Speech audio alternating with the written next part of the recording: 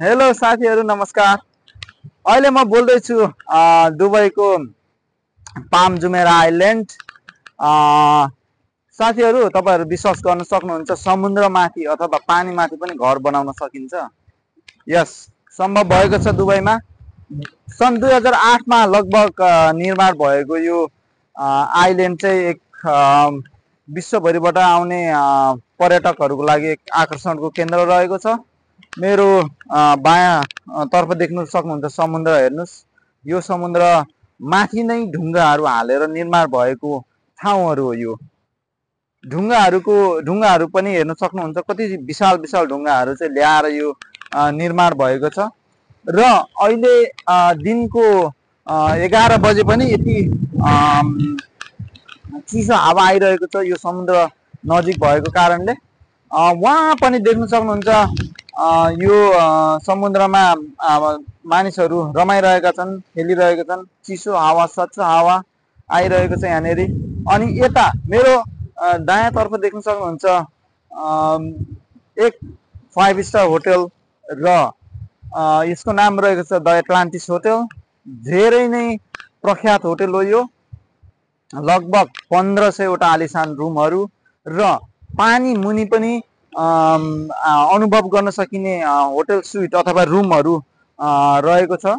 एकदमै विशाल, एकदमै मानिसहरू एकदमै आएर यहाँनेरि रमाउने गर्दछन् भने।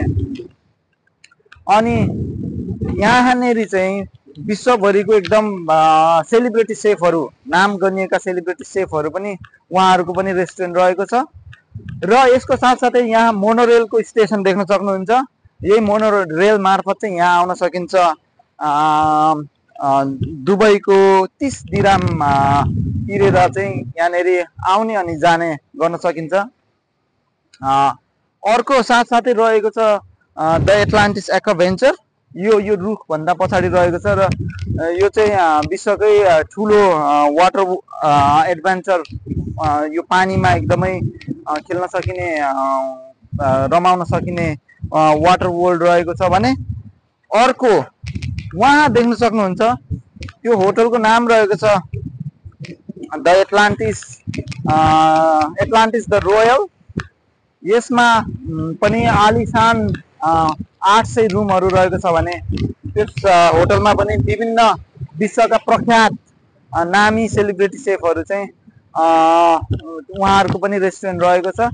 वहाँ देख्न सक्नुहुन्छ मानिसहरू एकदम रमाइरहेका छन् वाटर बोटमा।